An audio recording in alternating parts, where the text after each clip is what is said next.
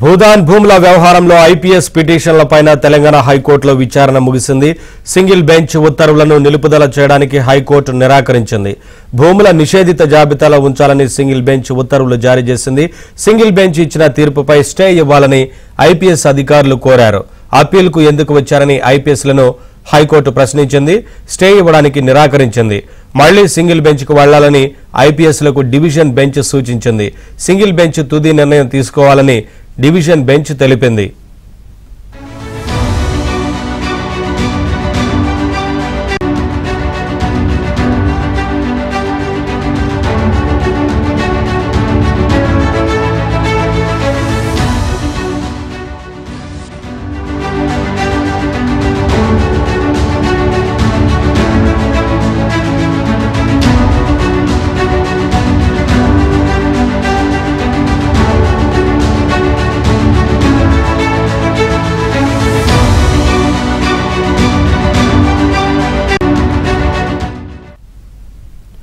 భూదాన్ భూముల వ్యవహారంలో ఐపీఎస్ పిటిషన్లపైన తెలంగాణ హైకోర్టులో విచారణ ముగిసింది.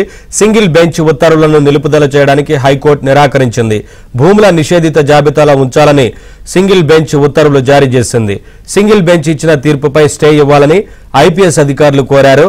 అప్పీల్కు ఎందుకు వచ్చారని ఐపీఎస్లను హైకోర్టు ప్రశ్నించింది. స్టే ఇవ్వడానికి నిరాకరించింది. దీంతో మళ్లీ సింగిల్ బెంచ్కు వెళ్లాలని ఐపీఎస్లకు డివిజన్ బెంచ్ సూచించింది.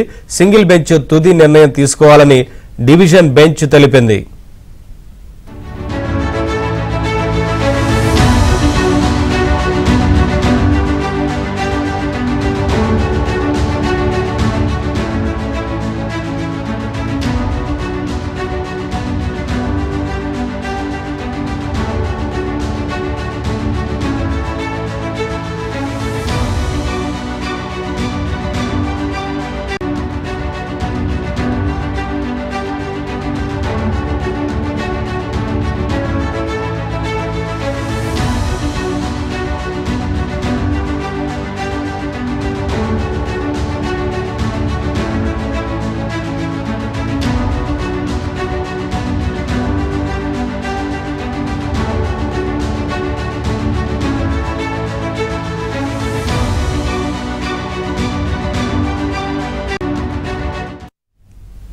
భూదాన్ భూముల వ్యవహారంలో ఐపీఎస్లకు చుక్కెదురైంది. స్టే ఇవ్వడానికి నిరాకరించింది. మళ్లీ సింగిల్ బెంచ్కు వెళ్లాలంటూ ఐపీఎస్లకు డివిజన్ బెంచ్ సూచించింది. ఇదే అంశానికి సంబంధించి మరింత సమాచారం మా క్రైమ్ కరెస్పాండెంట్ ప్రవీణ్ అడిగి తెలుసుకుందాం. ప్రవీణ్, ఐపీఎస్లకు ఈ కేసు వ్యవహారంలో చుక్కెదురైనట్లుగా తెలుస్తోంది కదా, ఏంటి అప్డేట్స్? మొత్తంగా సింగిల్ బెంచ్కే వెళ్లాలంటూ డివిజన్ బెంచ్ ఇచ్చింది కదా, ఏంటి వివరాలు?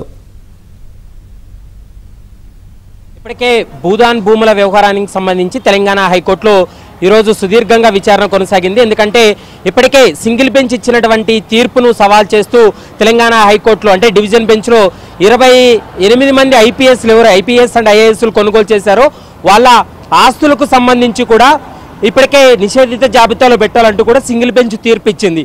ఆ తీర్పును సవాల్ చేస్తూ కూడా ఐపీఎస్ అధికారులు తెలంగాణ హైకోర్టులో పిటిషన్ దాఖలు చేశారు. ఈరోజు వాదనలు కూడా కొనసాగడం జరిగింది. పిటిషన్ తరపున యొక్క వాదనలు ఒకసారి మనం గమనించినట్లయితే నాగారం సర్వే నెంబర్ 194కు సంబంధించినటువంటి ల్యాండ్ భూదాన్ భూమికి సంబంధించినటువంటి ల్యాండ్ కాదంటూ కూడా ఆ ఐపీఎస్ల తరపున న్యాయవాది తన వాదనలు వినిపించడం జరిగింది. మరోవైపు భూదాన్ భూమికి ఈ యొక్క అంటే ఇప్పుడు భూదాన్ భూమికి కానీ వీళ్ళు ఐపీఎస్లు కొనుగోలు చేసినటువంటి భూమికి ఎలాంటి సంబంధం లేదనేటువంటి అంశాన్ని న్యాయస్థానం దృష్టికి తీసుకురావడం జరిగింది. మరోవైపు భూదాన్ భూమి కేవలం సర్వే నెంబర్ 181, 182 మాత్రమే సర్వే నెంబర్లో ఉందనేటువంటి అంశాన్ని కూడా కోర్టు దృష్టికి తీసుకొచ్చారు. ఇక ఆఫీసర్లు కొన్న భూమి నాగారం సర్వే నెంబర్ 194లో 336 ఎకరాల భూమి ఉందని, అదంతా కూడా ఒక కార్పొరేట్ కంపెనీకి అప్పగించడంతో వాళ్ళు వేసినటువంటి అంటే వెంచర్లు వేయడంతో కొనుగోలు చేస్తామనేటువంటి అంశాన్ని చెప్పడం జరిగింది. ఈ అంశాలన్నీ కూడా సింగిల్ బెంచ్ పట్టించుకోకుండా ఏకపక్షంగానే తమ యొక్క భూములు నిషేధిత జాబితాలో పెట్టింది. సింగిల్ బెంచ్ ఇచ్చినటువంటి తీర్పును ఎత్తివేయాలి, మధ్యంతర ఉత్తర్వులను ఎత్తివేయాలంటూ కూడా ఇప్పటికే డివిజన్ బెంచ్లో తన వాదన వినిపించారు. అయితే ఈరోజు డివిజన్ బెంచ్లో అంటే చీఫ్ జస్టిస్ బెంచ్ కూడా విచారణ జరిపి ఇది ఇంకా మధ్యంతర ఉత్తర్వుల స్టేజ్లో ఉంది కాబట్టి తిరిగి మీరు సింగిల్ బెంచ్కే వెళ్లాల్సి ఉంటుంది. సింగిల్ బెంచ్లోనే మీరు ఏదైతే అభ్యంతరం వ్యక్తం చేస్తున్నారో ఆ అంశానికి సంబంధించి సింగిల్ బెంచ్లో తేల్చుకోవాలంటూ కూడా ఆ పిటిషన్ను కూడా ముగించిందని చెప్పాలి. ఇప్పటికే 5 మంది ఐపీఎస్లు వేసినటువంటి పిటిషన్ విచారణ అయితే మాత్రం ముగించిందనేది కూడా మనకు స్పష్టంగా అర్థమవుతుంది. నవీన్. ప్రవీణ్, మరోవైపు అటు భూదాన్ భూముల వ్యవహారంలో ఈడీ విచారణ కొనసాగుతోంది. ప్రముఖ వ్యాపారవేత్త రియాల్టర్ నుంచి 40 వింటేజ్ కార్లు స్వాధీనం చేసుకున్నట్లుగా తెలుస్తోంది. ఏంటి ప్రవీణ్ దీనికి సంబంధించి అప్డేట్స్? ముఖ్యంగా ఈ భూదాన్ భూముల వ్యవహారానికి సంబంధించి గత కొంతకాలంగా వివాదంలో ఉంది. ఈ భూమిని అంటే వారసత్వంగా తమకు చెందినటువంటి భూమి అంటూ కూడా కొద్దిమంది రంగారెడ్డి రెవెన్యూ డిపార్ట్మెంట్ అధికారులను మేనేజ్ చేసి తప్పుడు పత్రాలు సృష్టించి ఆ పత్రాల ద్వారా మిగిలినటువంటి వ్యక్తులకి అమ్మకాలు చేశారనేటువంటి అంశాన్ని ప్రస్తుతం ఈడీ సోదాల తర్వాత ఒక నిర్ధారణ కూడా రావడం జరిగింది. ప్రస్తుతం 5 ప్రాంతాల్లో ఈడీ సోదాలు చేసింది. ఈ 5 ప్రాంతాల ఈడీ సోదాల తర్వాత దాదాపు 40 కార్లను సీజ్ చేసినటువంటి పరిస్థితి కనపడుతుంది.